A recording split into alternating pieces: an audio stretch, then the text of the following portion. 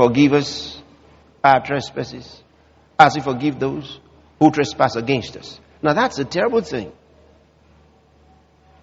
But that was under the old covenant. In fact, in that verse 24 that we read in St. Mark's Gospel, where he said, what things therefore you desire when you pray, believe that you receive them and you shall have them. Then the next verse is, and when you stand praying, forgive if you have aught against any, that your Father may forgive you. Because if you don't forgive, your Father will not forgive you. That's another way of saying, well, even this faith I'm teaching you about, when you pray to God and He answers you, He says it's not going to work until you forgive. Now that's terrible. Now, in His teaching, when He says, if you don't forgive, your Father will not forgive you. That's under the old law. In the new one, you cannot not forgive. Do you understand what I'm talking about? Now, He will not hold your sin against you because you did not forgive someone else. That's not the problem. The problem is, when you don't forgive, you will be walking in the darkness. You're not functioning in the light. He, on His part, will not hold your sin against you. You see that? He will not forgive you, as would have happened in the Old Testament. But the trouble is, you are walking in the darkness, and therefore cannot enjoy the benefits of the light. You see the trouble? So you cannot afford to not forgive. To not forgive is a big problem for yourself, because it means you stumble into the darkness and remain there functioning in the darkness. God's not mad at you.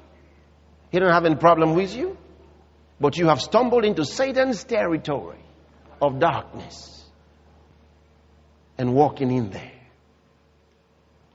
Then you come out from there with cancer. You come out from there with failure. You come out from there with sickness. And you wonder what happened. No, God's not punishing you. God's not responsible for that. You stumbled into the darkness. And you got a lot of inheritance from the darkness and came back with them. You see that?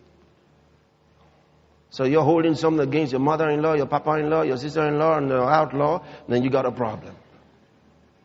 You got a problem. I'll never forget what he did to me. You're a Christian, but walking in the dark.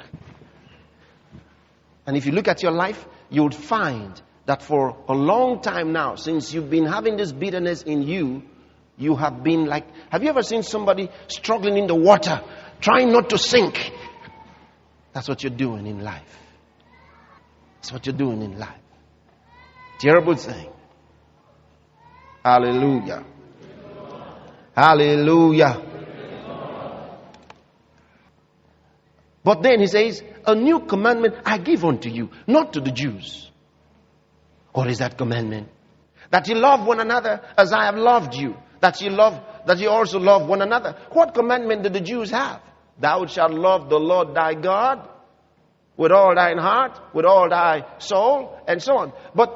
And thy neighbor as what? Thyself.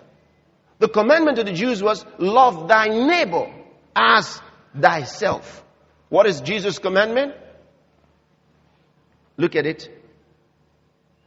A new commandment I give unto you, that you love one another as I have loved you, not as you love yourself. Old commandment, love your neighbor as yourself. An arm for an arm. If they break your hand, you break their hand. Love them as yourself.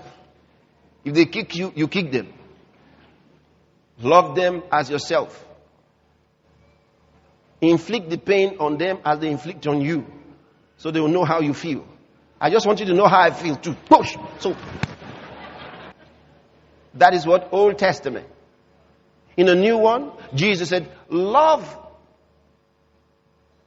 as I have loved you.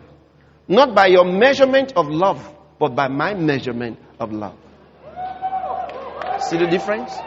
That's what makes it new. If he had said, love your neighbor as you love yourself, they would have said, Master, that's not new. That's been there all the time. But it was new. They had watched him. He was different from everyone else. He was the epitome of love. Hallelujah. So, in verse 35, by this shall all men know that ye are my disciples, if ye have love one to another.